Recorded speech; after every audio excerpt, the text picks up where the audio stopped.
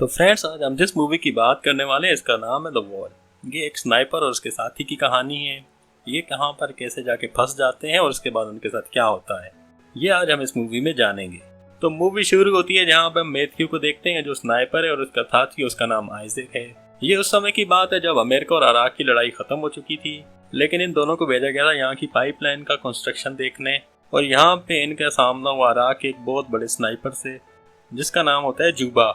और ये दोनों झाड़ियों में छुप कर देखने लगते हैं और इनको पाइपलाइन के पास काफ़ी सारी लाशें दिखाई देती हैं, लेकिन ये वेट करते हैं कि आखिर किसने इनको मारा है। और ऐसा करते हुए 22 घंटे इन्हें गुजर जाते हैं और फिर आइजैक के सब्र का बांध टूट जाता है और वो जाकर इन लाशों को देखने लगता है। लेकिन मैथ्यू उसको कहता है कि हम वहाँ नहीं जा सकते, मुझे ये चाल जूबा की लगती है, वो इसी का काम हो सकता है। तो आइजैक उसको कहता है कि नहीं, हमें 22 घंटे हो गए यहाँ पर, अगर वो होता तो कोई ना कोई हलचल होती ज़रूर यहाँ पे। फिर ये दोनों काफ़ी देर वेट करते हैं और उसके बाद मैथ्यू आगे जाने लगता है और आइजैक कहता है कि तुम जाओ, मैं तुम पर नज़र रखता हूँ।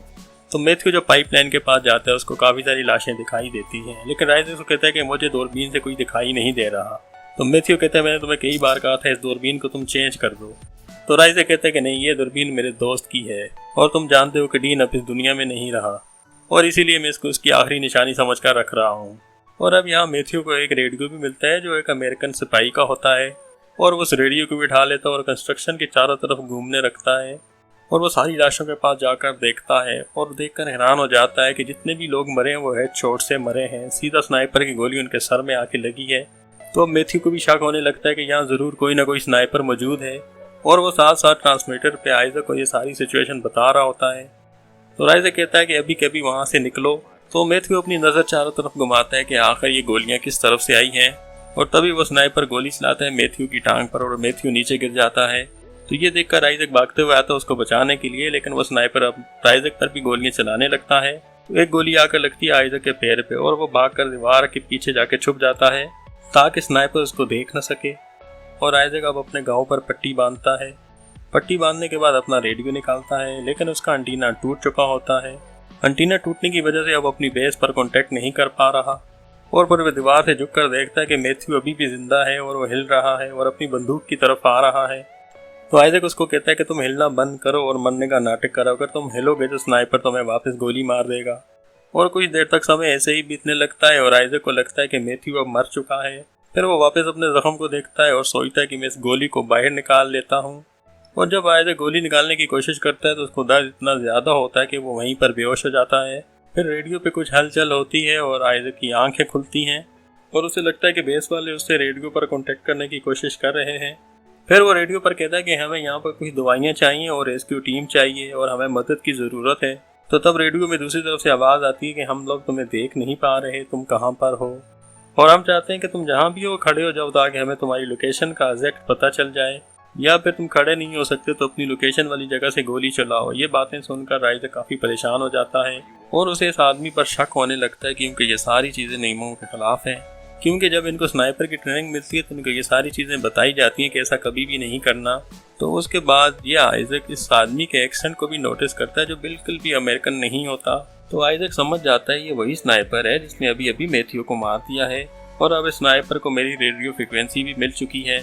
तो फिर आइजैक कहता है कि मैं जान चुका हूँ तुम कौन हो और दूसरी तरफ से आवाज़ आती है मैं जानता था तुम मुझे पकड़ लोगे। फिर वो कहता है कि अगर तुम जिंदा रहना चाहते हो और अपने साथी को जिंदा देखना चाहते हो तो रेडियो पर मुझसे बात करते रहो। फिर आइजैक देखता है कि मैथ्यू अभी जिंदा है लेकिन बस वो बेहोश है। वो अब ना चाहते हुए भी आइजैक को इस आदमी से बात करना पड़ रही है। अब आइजैक उससे बातें करने लगता है और बीच बीच में दूरबीन से ट्रैक करने लगता है कि आखिर ये स्नाइपर है कहाँ पर। वो ज़मीन पर उसका नक्शा बनाने लगता है। फिर आइजैक स्नाइपर से पूछता है कि तुम कौन हो तो वो कहता है कि मैं बस इराक का एक सिविलियन हूँ। तो आइजैक कहता है आखिर तुम ये सब क्यों कर रहे हो, तुमने जितने भी लोगों को मारा वो मासूम लोग थे, वो तो बस पाइपलाइन पर काम कर रहे थे और ये गैस की पाइपलाइन अगर बन जाएगी तो इससे इराकी गवर्नमेंट को ही फायदा होगा, लेकिन तुम यहाँ की सारी चीज़ों को ख़राब कर रहे हो और फिर भी तुम अपने आप को एक इराकी कहते हो। तो फिर वो आदमी हंसने लगता है और कहता है कोई युद्ध ख़त्म नहीं हुआ, ये युद्ध तो सिर्फ तुम लोगों के लिए ख़त्म हुआ है, हम जैसे लोगों के लिए अभी तक ये ख़त्म नहीं हुआ।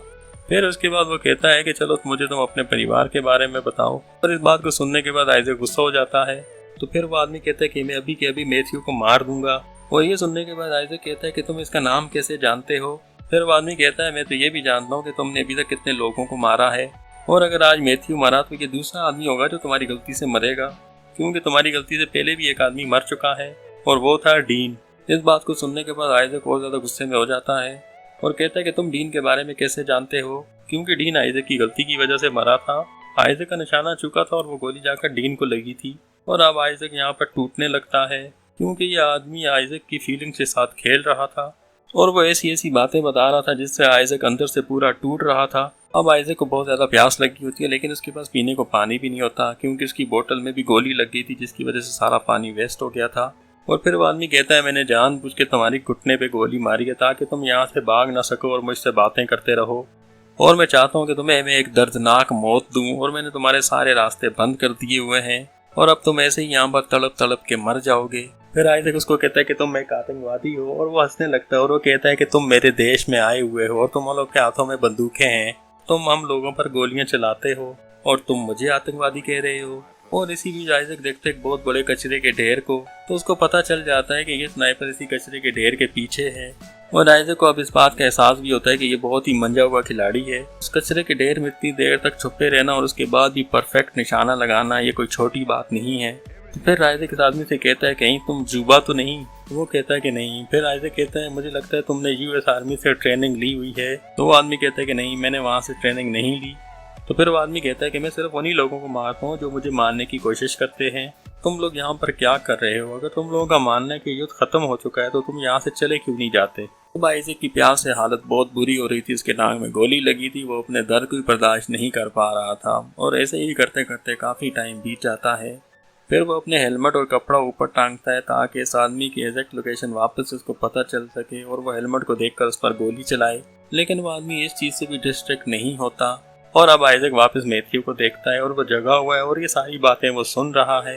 तो आइजक मैथ्यू को बताता है कि वो स्नाइपर कचरे के ढेर के पीछे है, इसीलिए वो मैथ्यू कहता है कि मैं उसे डिस्ट्रैक्ट करता हूँ, तब तक तुम उसकी सही लोकेशन जानने की कोशिश करो। तो मैथ्यू ऐसे ही करता है। उसके हाथ में एक छोटी सी चमकने वाली चीज होती है जो शीशे की तरह होती है, उससे वो उस कचरे के ढेर की तरफ देखने लगता है।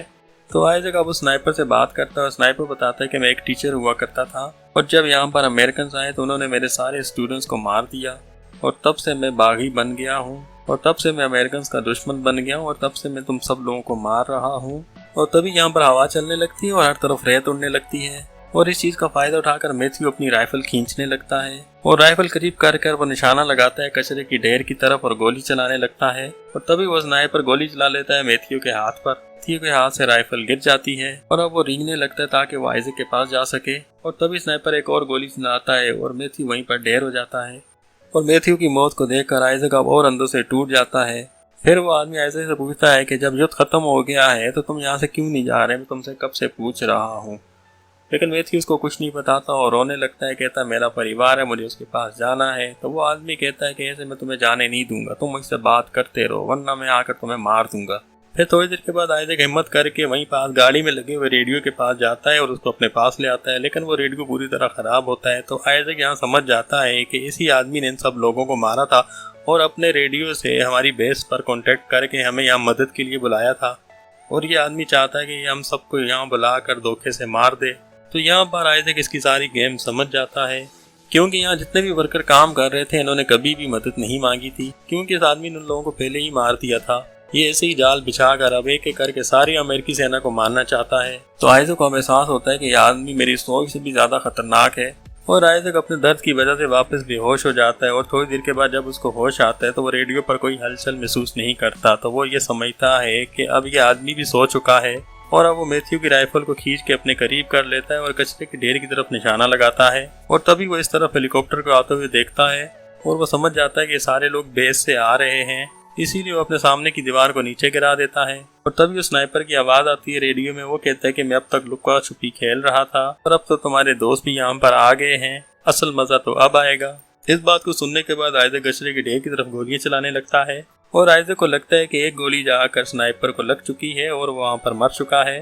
और आइजक उठ के खड़ा हो जाता है और वो इंतजार करता है कि अगर इसको गोली नहीं लगी और ये जिंदा है तो ये मुझ पर गोली चलाएगा और मेरे साथियों को इसकी लोकेशन पता चल जाएगी। लेकिन उधर से कोई भी जवाबी हमला नहीं होता। तो आइजक को यकीन हो जाता है कि ये स्नाइपर मर चुका है और अब उसके साथ ही उसके करीब आ जाते हैं और उसको स्ट्रेचर पर लिटाकर उसको ले जाने लगते हैं।